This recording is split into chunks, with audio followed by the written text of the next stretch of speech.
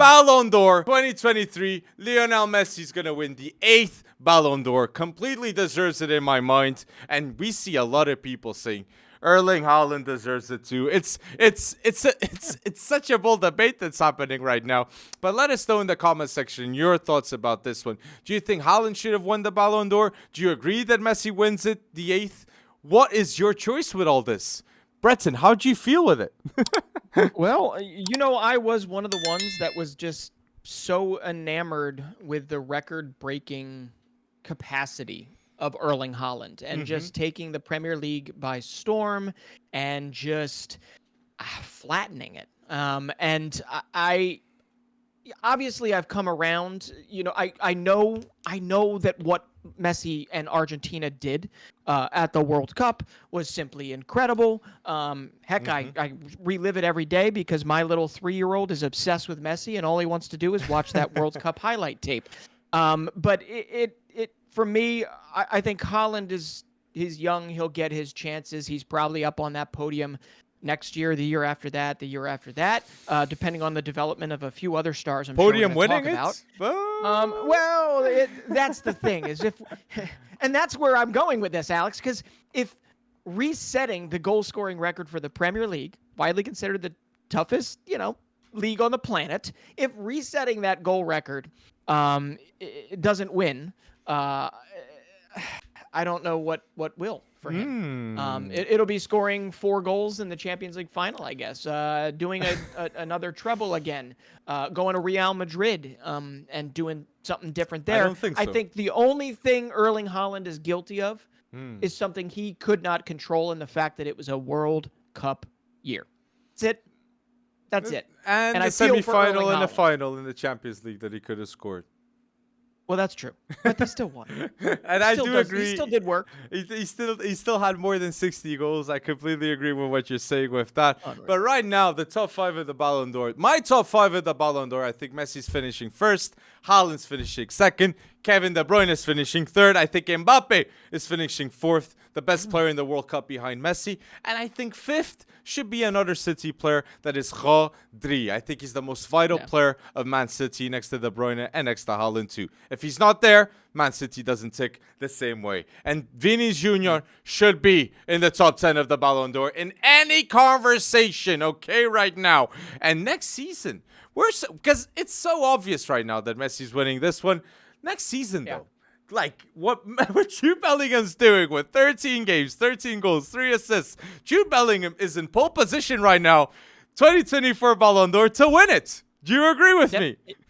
I would definitely put him up there. I don't see any way around how you do that now, especially because also this is not a 20-year-old breaking out for Real Madrid. This is a 20-year-old making a very high-profile move to Real Madrid for quite a bit of money, and literally taking those massive, the historic implications of joining a club like Real Madrid and kind of wearing them as shoulder pads, right? Instead of it weighing him down. And on top of that, his stature for and his importance for England continues to blow up in a great way. So I gotta say, definitely he deserves to be there. Another guy I'm going to throw out there for early consideration.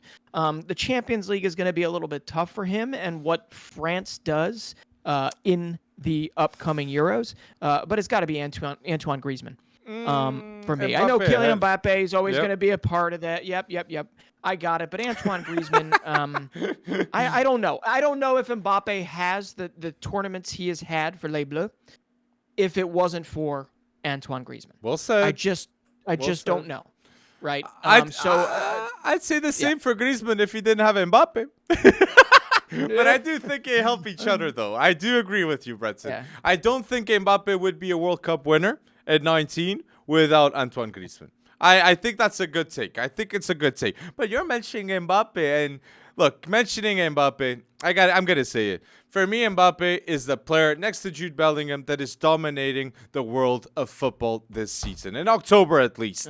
Mbappe is the best player in international football, and the best player at club level is Jude Bellingham. So if both players next season are together, Real Madrid, that's the boldest chemistry possible that can happen. And after the Euros, I do believe that will be an announcement that will be done. Maybe even before, not to concentrate Mbappe in that competition. But just one thing that blows me away, because any number of these players could take massive steps up from steps that they've already taken up this season.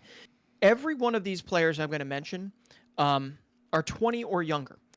Jude Bellingham, Gavi, Florian Wirtz, Jamal Musiala, Pedri, Eduardo Camavinga, Xavi Simons, even. He's the only one out of a massive major club, but he continues to take steps up. He might be the only one that might not need to be there. But yeah, João Neves, exactly. So, but Bellingham, Gavi, Wirtz, Musiala, Pedri, Camavinga, any one of those guys could really start to glow up even more. I mean, for all we know, Camavinga winds up playing in midfield for France in the future, or winds up supplanting Theo, who continues to get injured every now and again. I don't know. But there is just so much talent in this 20 and younger space. And that's before we even get to the flippin' 17-year-olds that are making their way through. And we'll talk about them in the Golden Boy. But I am just so enamored. And maybe it's because I don't play FM as much as I used to. Maybe I don't play, what is it now? EAFC as much as I used to, or, FIFA. But I am just so enamored with how much depth there is. That's true. And how quickly these professionals get professional.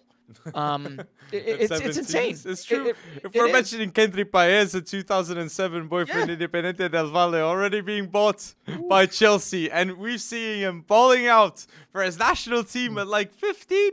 Mate, that is unreal to see. 16 right now. Sorry, 16 right now. But at 15, he was already being talked non-stop. But you're mentioning France, no doubt in my mind. France with Kylian Mbappe, captain at 24, with 249 goal involvements at club level in 332 appearances. This is the level, have the best future in football right now. The France midfield in the future with Chouameni, Camavinga, Warren Zaïre-Emery is the boldest I can think right now in international football. And I'm not even saying Theo Hernandez, one of the best left backs in the world. Mike Maignan, one of the best goalkeepers in the world. Saliba, one of the best young center backs in the world. Griezmann and all this. Ousmane Dembele and all this. There's so many variables that makes this French team with Didier Deschamps a huge threat for the next 8 years in football. They're going to always be at the top. Next to Portugal.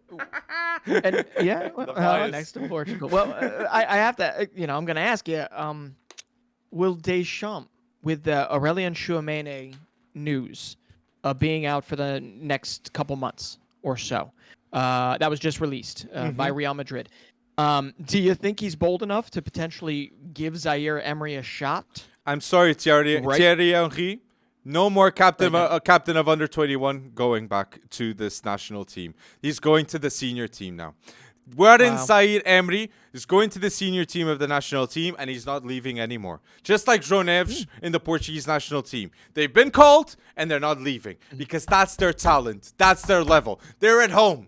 They're at home. They're at the highest level. Yeah. And that's where they deserve to be. And 117 and the other 119.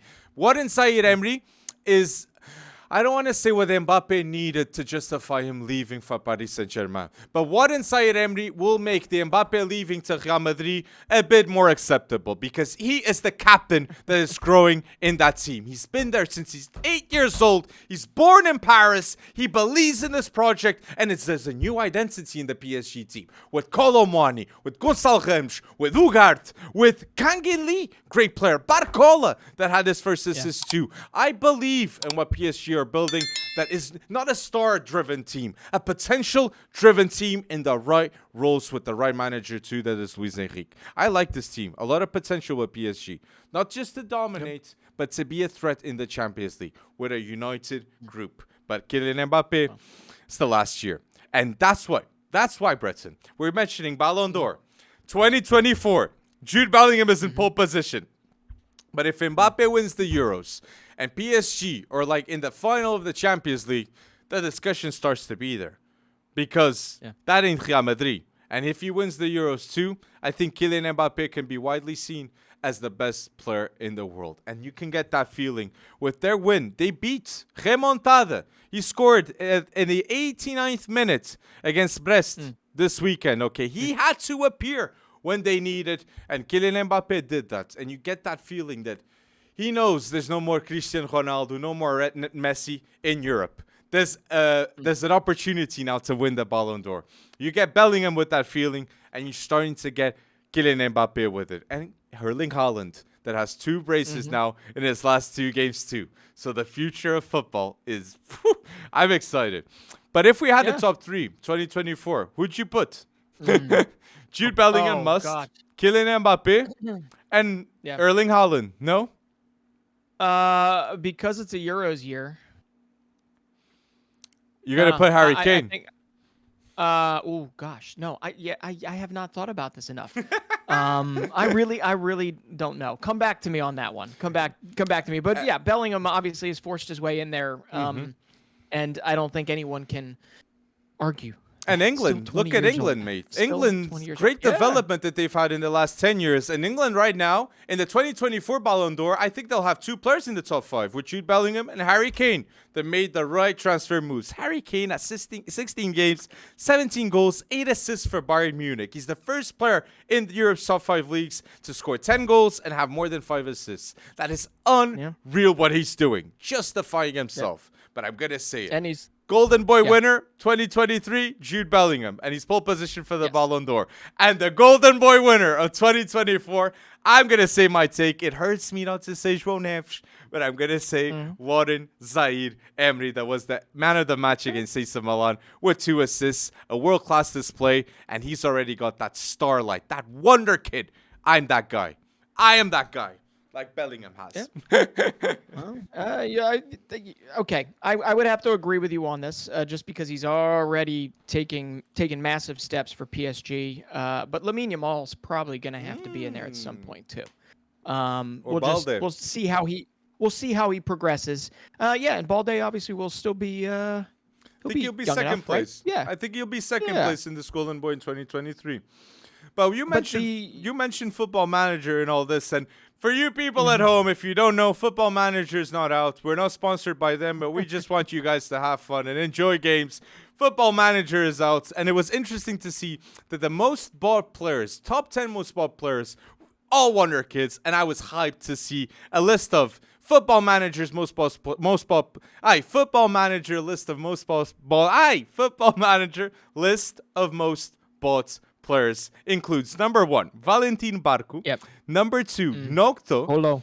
Number 3, Antonio Silva. 4, Rooney Bargi, the future of Sweden. Nice. Number 5, Todibo, that has at least the defense that has conceded the less goals in Europe's top 5 leagues. Patrick Dorgu. The wonder kid manager. It's true, Franceschi Farioli.